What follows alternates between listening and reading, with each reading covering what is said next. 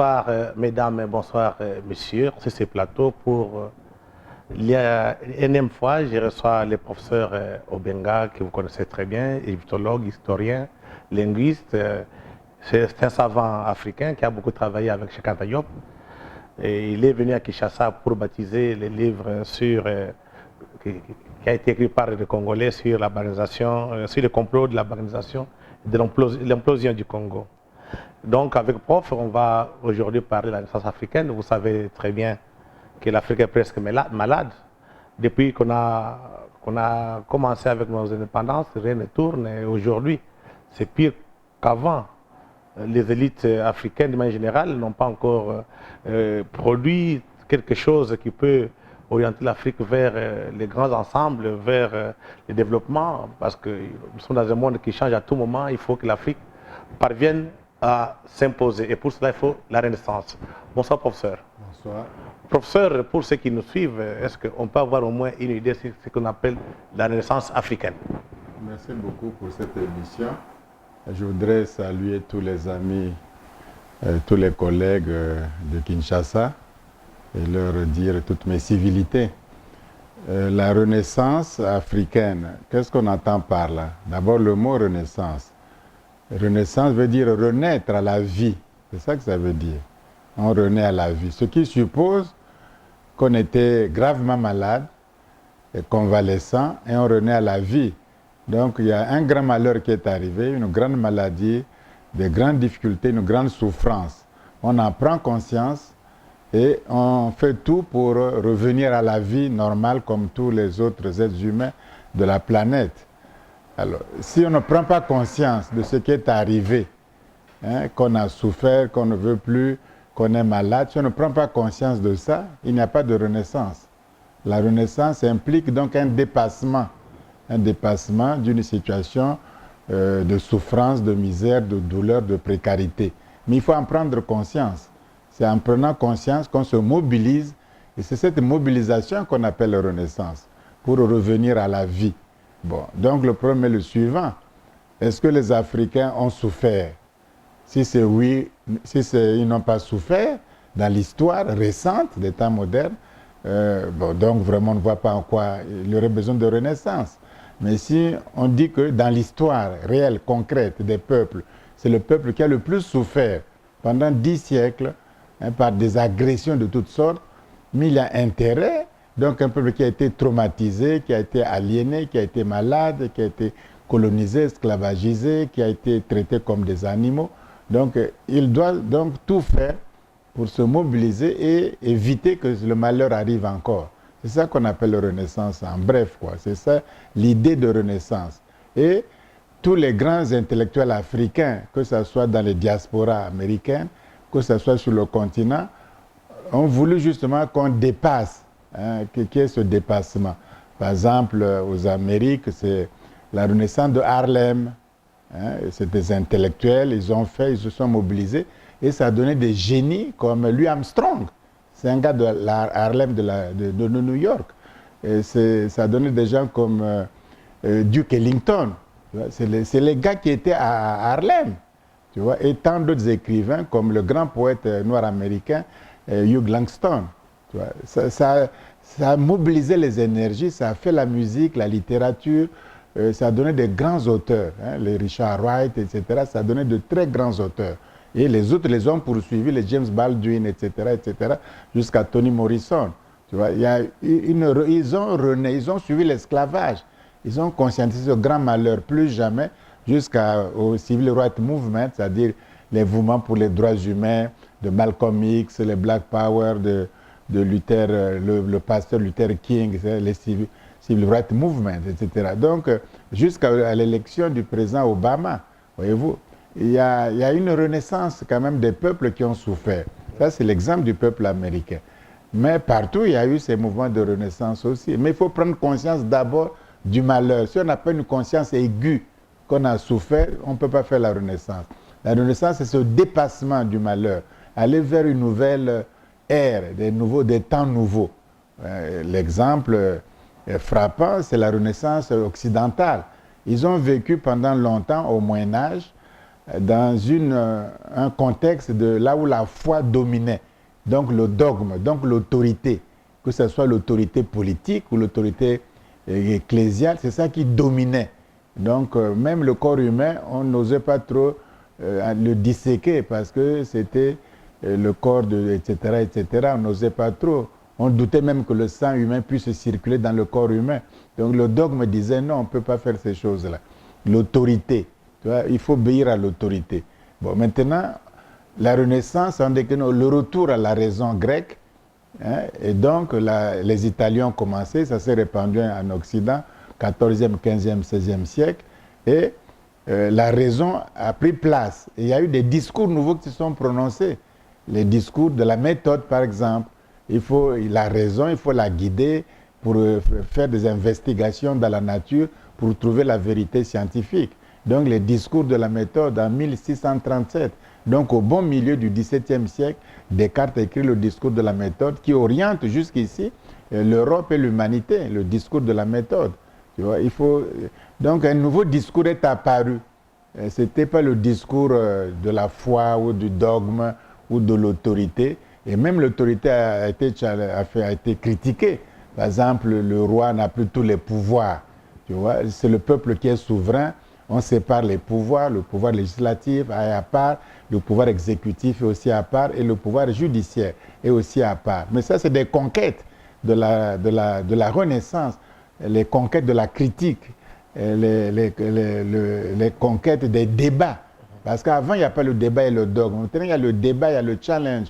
Les mandats sont confiés. Avant, c'était le pouvoir, tu le reçois de la grâce divine, tu le gardes du début à la fin. Même avant ta naissance, tu es roi, tu as le pouvoir. Aujourd'hui, non. Le pouvoir, c'est le peuple souverain qui le délègue de temps en temps selon des termes, des mandats, et puis, etc. Donc, ça, on a introduit des nouvelles manières de faire. Donc, vous avez les temps médiévaux qui étaient dominés par le dogme, par l'autorité, et vous avez les temps modernes, hein, produits par la Renaissance, qui sont dominés par la raison, hein, par la critique, par le débat. Tu vois. Mais prof, mais il y a un problème parce que quand on parle de Renaissance, il y a des fois on parle de NEPAD. Les peuples africains ont difficile à savoir où se trouve la vérité. On parle de NEPAD, de Renaissance africaine. Oui, ça dit que dans cette période de recherche, en fait, de recherche, il y a plusieurs discours qui ont lieu, qui se manifestent. Bon, il y a des discours parfois qui sont initiés par les Africains eux-mêmes. Bon, d'autres discours sont initiés aussi par les étrangers, parce que si tu renais, tu deviens fort.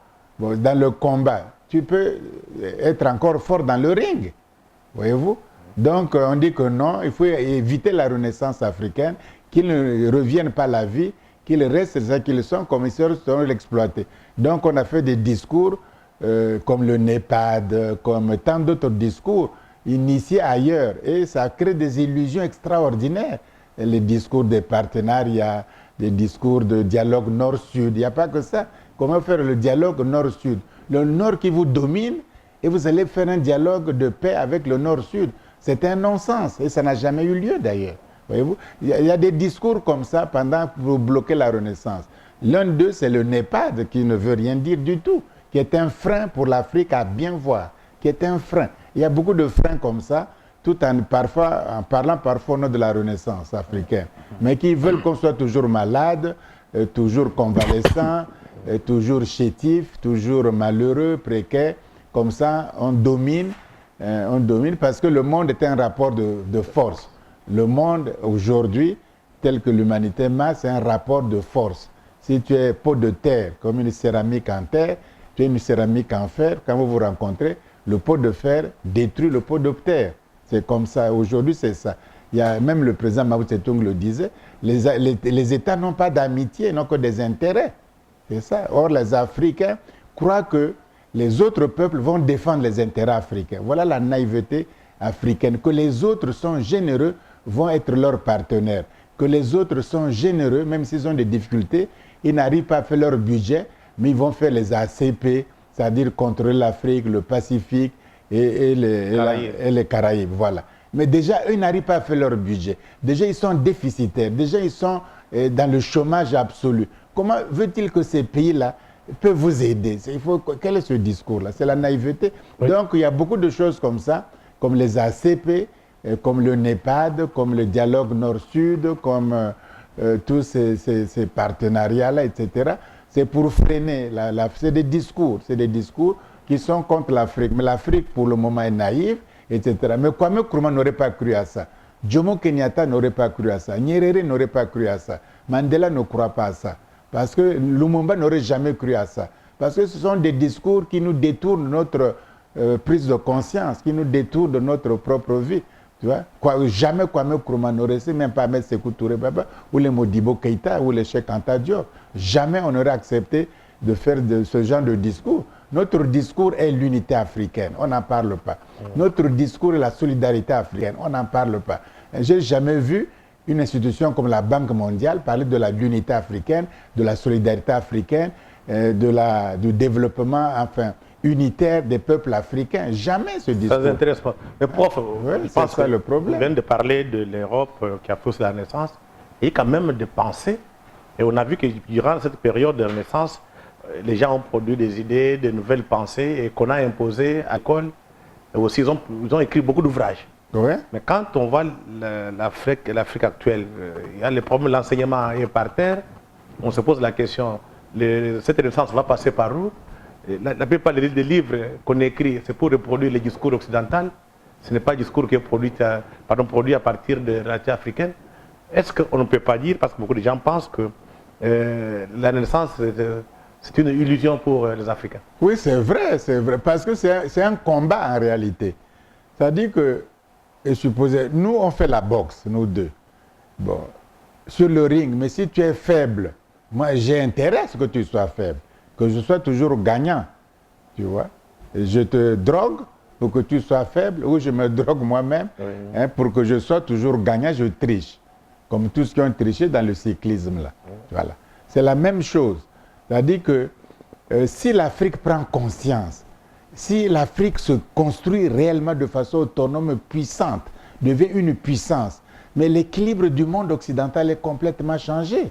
Mais est-ce qu'on peut admettre ça? Est-ce qu'on peut accepter ça, que les nègres qui étaient hier nos colonisés puissent être les maîtres du monde, puissent avoir une voix qu'on peut entendre dans le monde, puissent avoir une opinion sur les affaires du monde? On ne veut pas de ça. Voilà pourquoi on dit que vous n'avez pas d'histoire.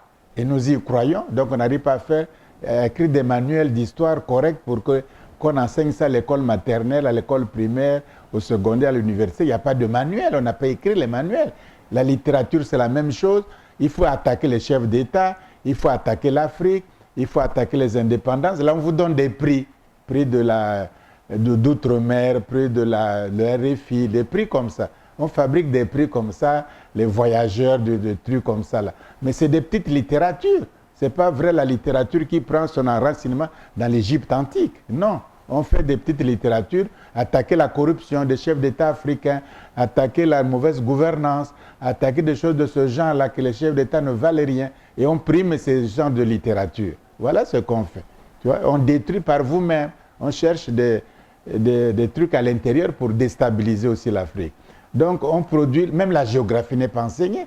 La géographie, quand même, de l'Afrique centrale, il n'y a pas un manuel. Il n'y a pas un livre qui puisse enseigner les cours d'eau, les reliefs, la forêt, la faune, les hommes, les femmes, les animaux qui habitent, les reliefs, le climat. On n'a rien. Les sous-sols, le sol, les mines. Il n'y a pas de livre de géographie physique, de géographie humaine, de géographie rurale, de géographie économique, de climatologie. Et on parle de climat, du climat, du climat. Et de la forêt, on ne connaît même pas cette forêt-là. Il n'y a pas de manuel. Tu vois? Bon, vous n'avez pas les manuels de la société même. Qu'est-ce que la famille africaine? Qu'est-ce que les polygamies? Comment se compte la sexualité là, etc. Mais demain, on va nous imposer les mariages homosexuels. Demain, on va nous imposer ça. Parce qu'on dira c'est la biologie, c'est la génétique, c'est humain, c'est universel, c'est européen, c'est beau. On va accepter bêtement. Voilà. Donc, cette faiblesse théorique, comme vous dites, cette faiblesse théorique, fait que, alors qu'est-ce qu'il faut faire? Normalement, un État africain doit dégager un crédit pour financer des intellectuels qui ne vont pas au boulot, qui n'ont pas de boulot, qui n'ont pas de travail qui n'ont pas de yeux. Leur travail, c'est de produire intellectuellement. Louis XIV a fait ça. Et ce qui est devenu, vous dites mais la langue de Molière, mais Molière n'a jamais travaillé. Il a eu une bourse du roi pour travailler. Corneille n'a jamais travaillé. Ils ont eu des bourses. Racine n'a jamais travaillé. La Fontaine n'a jamais travaillé. Ils ont eu des bourses de l'État, des bourses du roi pour rester tranquille. Et les Boileau, tout ça, produisaient. Et leur production a fait ce qu'on appelle le classicisme français. Voyez-vous? Donc ça a produit quand même des gens comme La Fontaine, comme Molière, comme Racine, comme Corneille, le théâtre français. C'est ça. Ces gens ont produit. Mais aujourd'hui, tu as les moustiques, tu as le délestage, tu n'as pas d'argent, et tu n'as pas de bibliothèque, tu n'as pas d'un truc là, tu ne voyages même pas, tu n'as pas les journaux qui circulent dans le monde, tu n'as pas l'information, tu vas produire quoi? Donc il faut aussi favoriser, et ça c'est le pouvoir qui peut favoriser ça. Il dit voilà, hein, vous avez un travail minimum, mais votre boulot c'est de produire de nouvelles idées de façon indépendante. Alors, si tu ne fais pas ça, tu fais des compromis, tu deviens fonctionnaire à la Banque mondiale, tu deviens fonctionnaire à l'ONU, conseiller, tu deviens au PNUD, tu deviens des choses comme ça là. Tu vois? Donc on achète même, on divertit l'intelligence africaine, va servir encore les systèmes qui oppressent l'Afrique. C'est ça le problème. Tu as déjà vu des gens, les Chinois, faire des choses comme ça. Il faut, parce que le travail intellectuel compte énormément, il faut dégager un fonds. Il faut dégager un fonds. Le président Senghor, on le critiquait, mais il dégageait les fonds. Tous les mois, les intellectuels africains se rendaient à Dakar. On a fait le festival des arts nègres, le premier festival. Tous les Noirs sont rendus pour célébrer la créativité africaine. On a fait le festival de Lagos. On devait faire celui de Kinshasa. C'était le 3e. On ne l'a jamais fait jusqu'ici.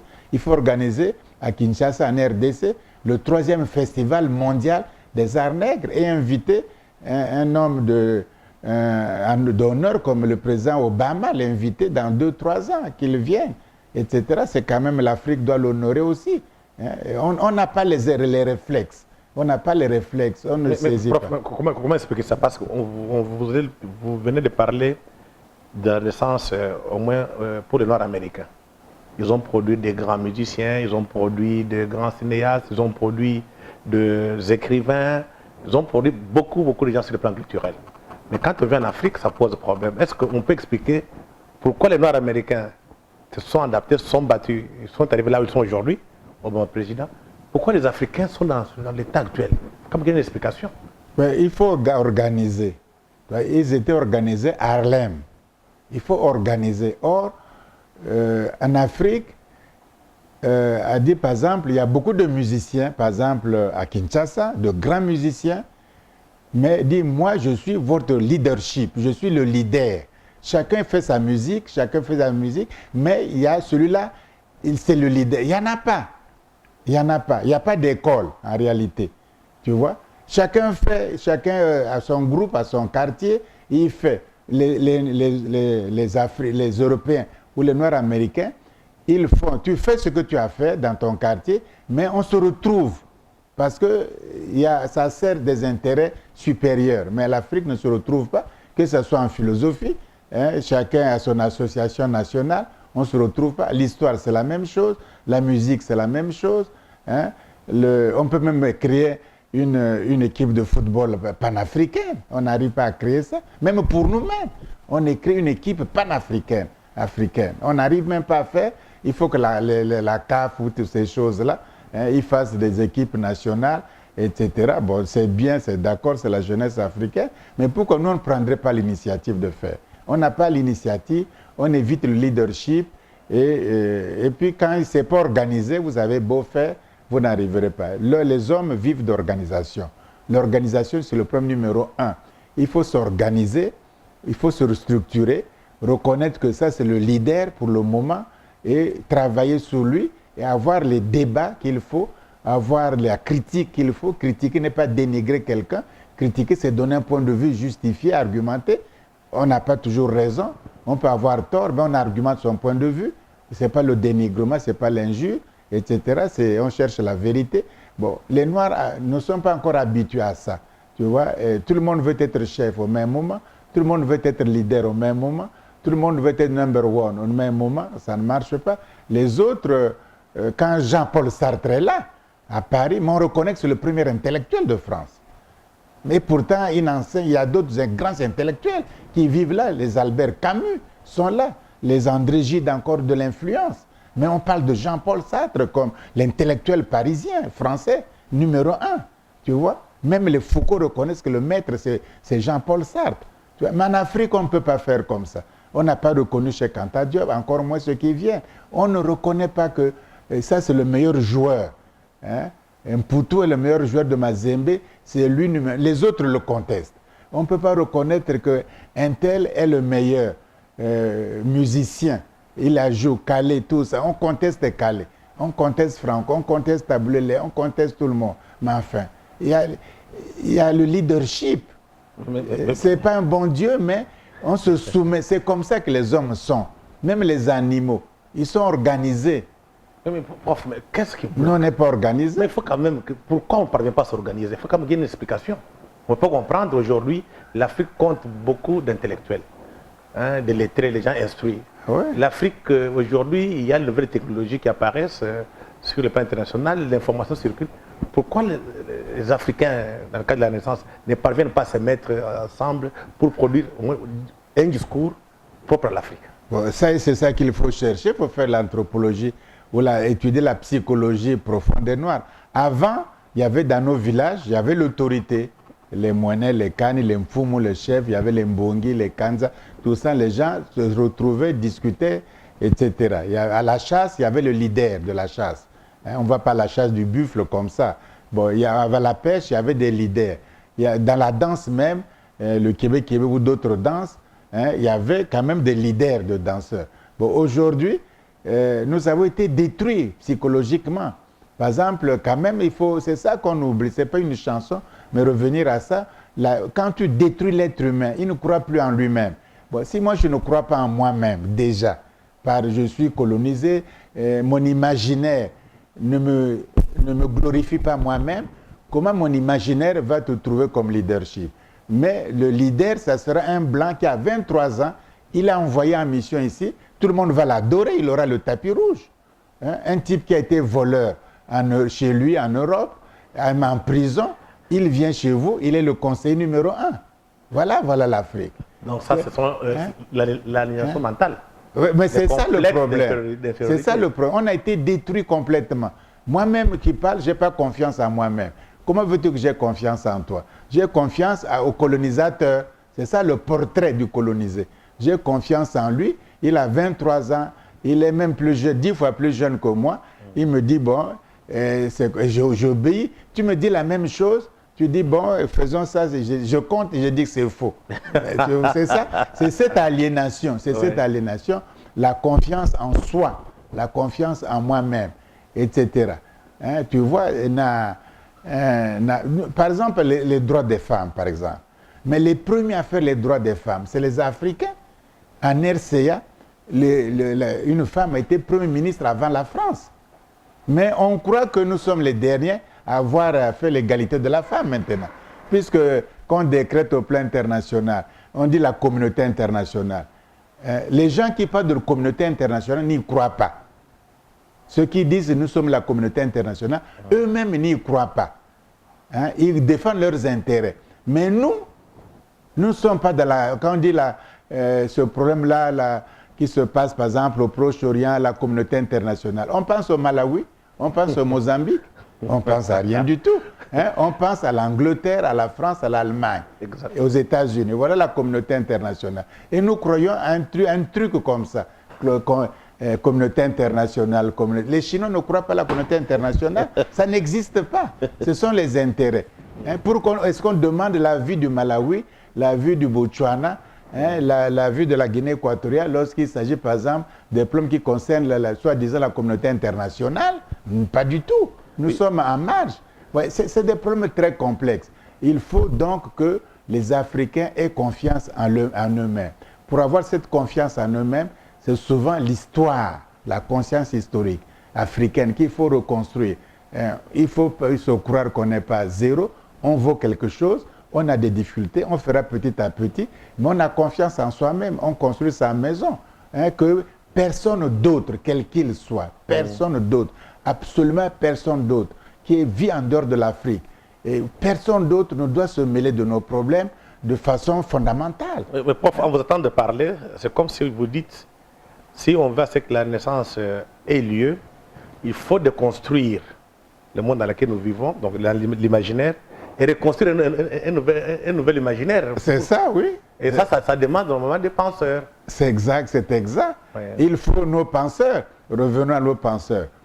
La pensée moderne, etc., nous sommes éduqués en Occident. L'Occident. Bon, l'Occident enseigne la philosophie occidentale, essentiellement. La philosophie indienne, il n'enseigne pas. Hein? Il n'y a pas un certificat d'études de la philosophie indienne à Bruxelles, à Louvain ou à Paris, à la Sorbonne. Non, on ne fait pas ça. La philosophie chinoise, il n'enseigne pas. La philosophie japonaise, il enseigne. Encore moins la philosophie africaine. Bon, moi, quand je suis formé dans ça, dans cette ignorance, je reviens en Afrique, mais je continue la philosophie occidentale sur le continent africain, par les Africains, pour les Africains. Mes étudiants sont africains. Moi-même, je suis professeur africain. C'est une université africaine. Qu'est-ce que j'enseigne? J'enseigne essentiellement, uniquement, exclusivement la philosophie occidentale. C'est bien l'ouverture au monde, on n'est pas contre, parce que c'est quand même l'héritage du monde. Mais ce n'est pas le seul héritage du monde. Pourquoi je n'enseignerai pas la philosophie chinoise, qui est aussi importante? Oui.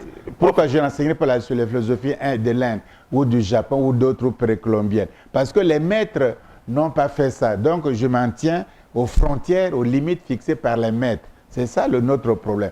Donc il faut être assez fort pour se reconstruire soi-même. Se reconstruire soi-même. C'est-à-dire s'informer, être capable d'apprendre d'autres choses qu'on n'a pas apprises à l'école et essayer d'inventer. Même si je ne connais pas la philosophie, je ne connais qu'une philosophie occidentale. Comment voulez-vous même connaître de la philosophie africaine? On s'en tient à ce que oui, ce que Hegel a dit, que vous êtes en marge de l'humour, les Africains y croient. Ce que Lévi-Brul a dit, vous avez la pensée primitive, magique, surnaturelle. On y croit, on a l'animisme. Et ce que Tempelsa a dit, hein, que c'est la force, etc., des choses comme ça. Là. On y croit à ça parce qu'on est incapable nous-mêmes de penser. C'est ça la faiblesse. Dire ici, le cas de Louis, je pense, XIV, donc il a donné des moyens aux intellectuels qui ont produit la pensée. Ouais. Et aujourd'hui, ça s'est imposé, les Diderot et les autres, tout ça. Mais comment expliquer qu'aujourd'hui, ceux qui sont en Afrique sont des chefs d'État, ils sont indépendants, nous sommes indépendants. Pourquoi les chefs d'État africains n'accordent pas beaucoup d'importance aux élites intellectuelles pour que ces gens-là, donc donner des moyens, produisent une pensée qui peut facilement révolutionner, donc faire renaître l'Afrique. Parce que quand on regarde la plupart des universités africaines, elles ne sont même pas viables.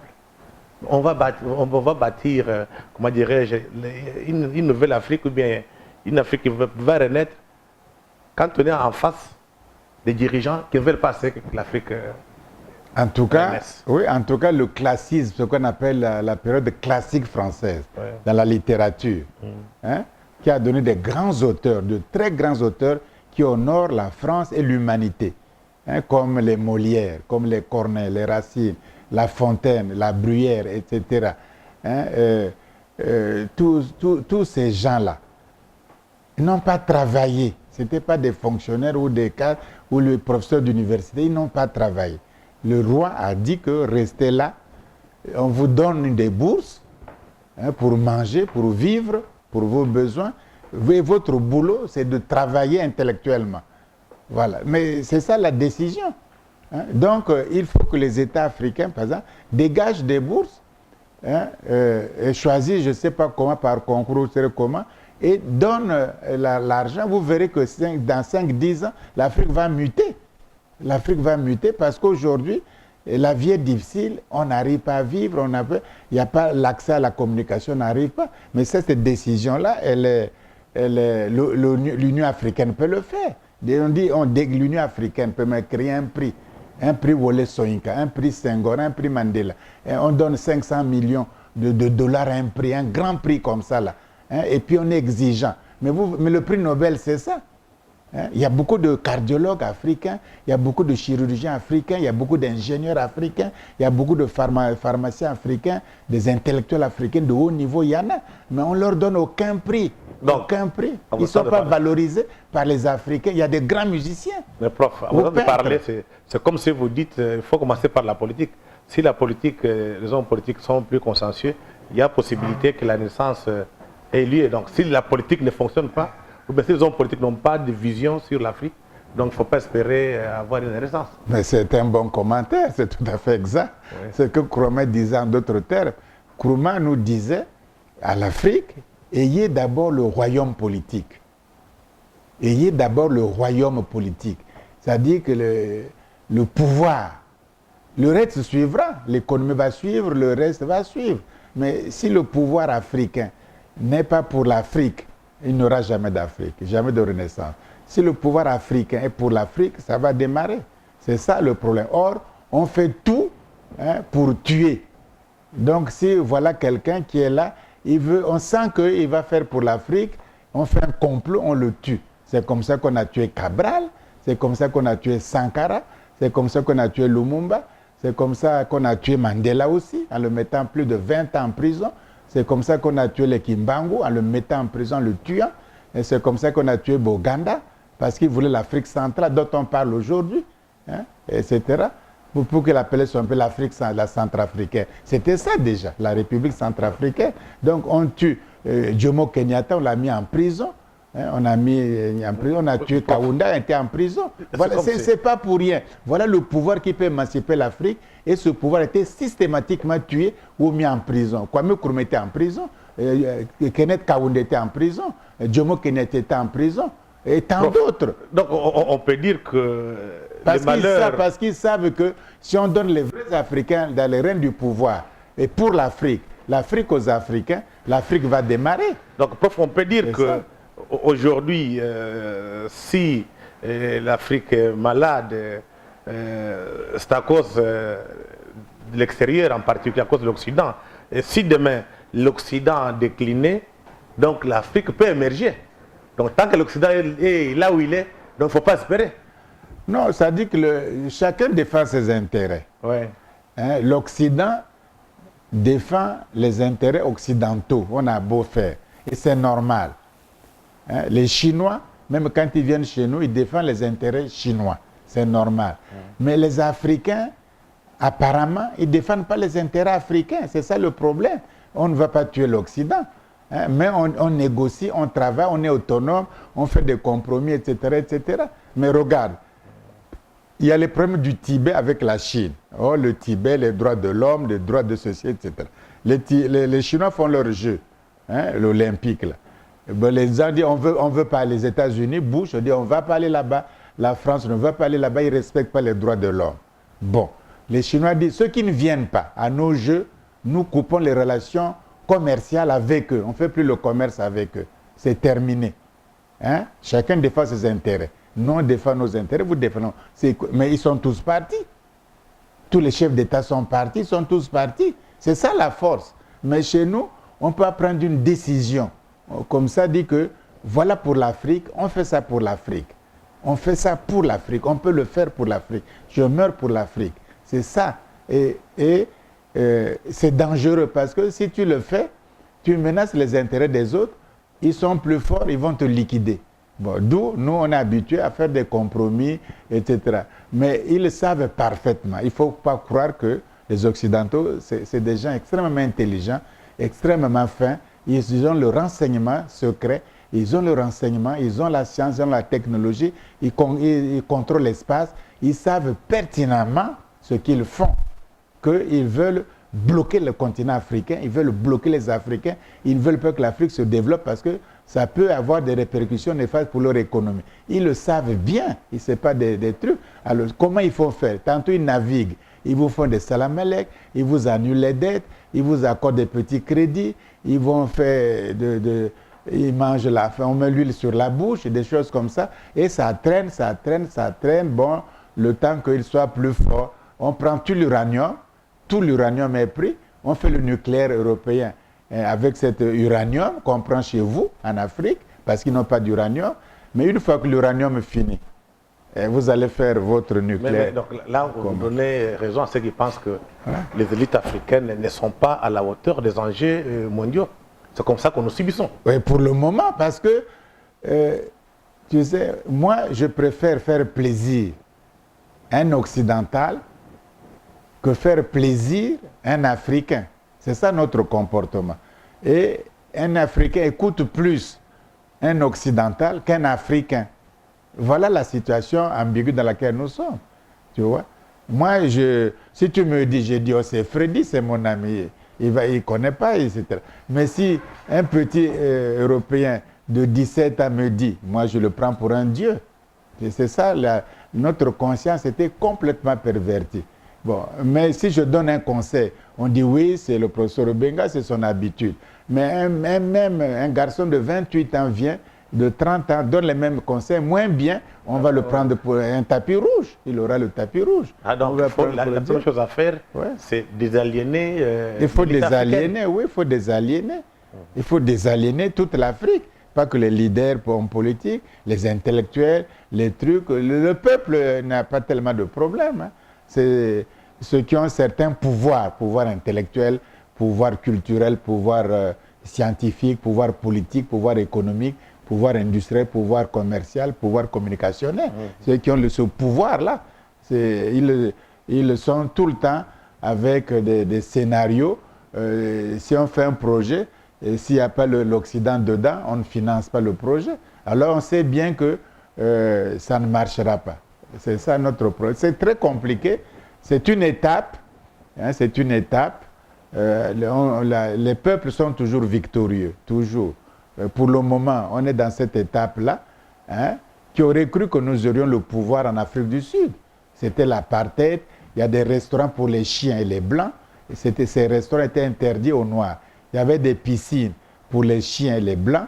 C'était interdit aux Noirs. Les Noirs avaient le passe pour aller dans leur propre pays. Ce qu'on appelle l'apartheid, la séparation. Bon, aujourd'hui, ce régime est fini. Les Noirs commandent. Hein, ils sont plus nombreux, ils dirigent. Bon, on n'a pas espéré ça. Mais les Afrikaners ont toujours leur parti nationaliste là-bas. Ils sont toujours contre l'apartheid. Entre-temps, bon, on prend le pouvoir. Il faut détruire les ghettos de Soweto. Il faut détruire les Chaperville. Il faut construire d'autres cités, amener l'eau, l'électricité, amener l'école, la santé et donner le peuple qui s'est battu, leur donner un certain bien-être. C'est ça qu'il faut faire. Mais nous, aujourd'hui, nous parlons en français pour parler de l'Afrique. Vous pensez qu'avec cette Afrique francophone, Afrique anglophone, est-ce qu'avec les langues étrangères, est-ce qu'on peut faire une renaissance africaine? Mais la même chose. L'Europe, il y a l'Europe anglophone, c'est l'Angleterre. Il y a l'Europe francophone, c'est la France. Il y a l'Europe germanophone, lusophone même. Bon, est-ce qu'ils mettent l'accent sur ça? Hein? L'Europe, là, l'Europe est francophone, la France. Hein? L'Europe, la même Europe est lusophone, la même Europe est hispanophone, est francophone, lusophone, germanophone, et même grécophone. Ils sont là, italophones. Ils ont les mêmes divisions. Est-ce qu'un jour tu as entendu l'Union européenne parler de l'Europe francophone ou de l'Europe anglophone ou wallonne ou flamande? Ils ne parlent pas de ces choses-là. Ces choses-là, on met encore dans nos têtes. Hein? Au lieu de te parler du Nigeria, qui est un pays africain, qui est ton pays, on parle déjà de anglophone. Comme ça, on te sépare. Au lieu de parler d'un pays comme la Guinée équatoriale, qui est ton pays qui est africain, on parle des pays hispanophones. On te sépare. Tu vois, des choses comme ça là. Pourquoi on ne parle pas des pays anglophones? Ils sont même plus nombreux que nous. Nous sommes qu'anglophones, hispanophones, lusophones, et même pas swallophones, etc. Arabophones, on n'est pas beaucoup. Ils sont nombreux là-bas, linguistiquement parlant. Pourquoi on ne parle jamais de l'Europe, en Europe, la partie francophone de l'Europe, la Suisse aussi? Pour qu'ils ne parlent pas de ça. Oui, je pense que prof, aussi vous avez parlé beaucoup plus de la communication. Parce que quand on parle des idées, il faut savoir les communiquer. Mais quand on regarde aujourd'hui, l'Afrique a raté ce qu'on peut appeler la troisième révolution des nouvelles technologies de communication. Est-ce qu'on peut encore espérer pour ça? Non, on n'a pas raté. Oui. Il y a toute la jeunesse africaine est dans l'Internet maintenant. Mais parce que bon, ils font parfois pour s'amuser. Mais il y a quand même des ingénieurs qui se font, il y a des écoles des ingénieurs. Je sais qu'au Nigeria, en Éthiopie, il y a des cadres qui vont faire leurs propres satellites, etc., etc. Non, ça marche. Ça marche. Parce que ce n'est pas le même rythme. Hein, parfois, les intellectuels, ça avance certaines choses. Hein, la littérature, on a eu des prix Nobel, etc. Bon, parfois, tel domaine est plus lent. Bon, tantôt, tel domaine en avance. Mais de toute façon, on avance parce que, comme je l'ai dit tout à l'heure, les peuples ne peuvent pas être... on ne serait pas là parce qu'on a subi quand même 10 siècles. C'est long, 10 siècles. Là, on était enchaînés, corps de cou, mis sous la cale, dans les bateaux, sans nourriture, sans rien, sans soleil, jusqu'au Nouveau Monde. Et on a survécu à ça, ici sur le continent. On est dépeuplé et on a subi ça aussi en Amérique là-bas. Mais ici, on repeuple l'Afrique. L'Afrique a plus d'1 milliard maintenant. La démographie pousse. On renaît encore, même démographiquement, parce que les meilleurs étaient partis. Nous, on renaît encore démographiquement. Il y a la renaissance, on est nombreux. Mais ce nombre-là, ils seront nombreux. Il faut les nourrir, il faut les scolariser, il faut les donner beaucoup de travail. La pression démographique fera qu'on ne pourra pas se contenter des discours vides. On fera quelque chose, parce qu'il y aura la pression démographique. Vous allez voir à la fin de notre entretien, professeur, peut-être dans quelques mots, pour que ceux qui nous suivent retiennent de la Renaissance. Au moins un petit résumé pour qu'ils comprennent à quoi ça sert. Est-ce qu'on peut arriver un jour à renaître? Bon, la Renaissance est un projet politique, ce n'est pas autre chose. C'est politique essentiellement. Nous, on tient ça de Marcus Garvey, de Dubois, de Kwame Nkrumah, de Jomo Kenyatta, de Nyerere, de Kaunda. Tu vois, c'est politique. En quoi ça consiste? Puisqu'on a souffert, pas la peine de décrire la souffrance, ensemble. Bon, essayons de nous retrouver ensemble pour éviter les souffrances éventuelles dans le futur et pour construire notre destin, prendre notre destin en main. Destin politique, destin économique, destin culturel sur notre sol laissé par les ancêtres. Nous ne sommes pas des envahisseurs sur le continent africain.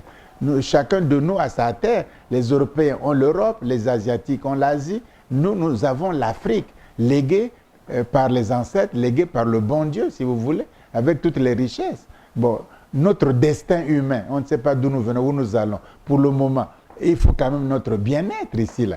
Qu'on mange, qu'on ait le bien-être, qu'on se cultive, qu'on se soigne, qu'on vive heureux, etc. C'est ça la Renaissance. On n'est pas là pour subir encore l'oppression, subir l'esclavage, subir le mépris des autres peuples. Ça, on ne veut pas. On ne veut pas non plus. On n'a jamais colonisé quelqu'un. On n'a jamais fait la guerre à quelqu'un. Les Africains n'ont jamais fait. Même depuis l'Égypte, on n'a jamais fait la guerre à quelqu'un. Même dans nos civilisations, il n'y a pas de prison d'État. Il n'y en a pas. On a toujours été respecté. Donc, voilà la Renaissance. C'est un projet politique pour l'Afrique, pour le bonheur de l'Africain, par les Africains. Les Africains doivent le comprendre. Ce faisant, ce n'est pas le rejet des autres partis.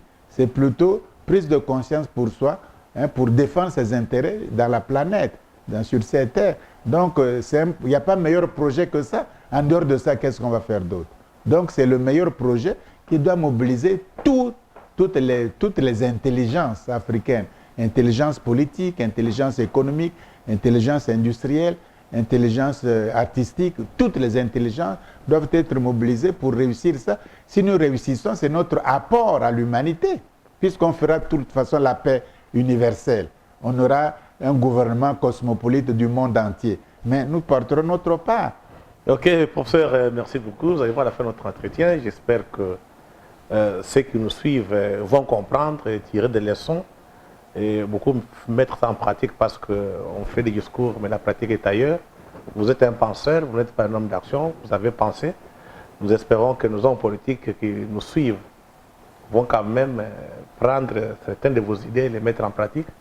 En tout cas, mesdames et messieurs, nous arrivons à la fin de notre entretien. Nous espérons que vous avez bien compris le message du professeur Théophile Obenga, qui est un grand Africain, un grand panafricaniste, qui vit à Brazzaville, mais qui est au village du Congo-Kinshasa pour voir ses propres frères africains. Une fois de plus, merci et bonsoir.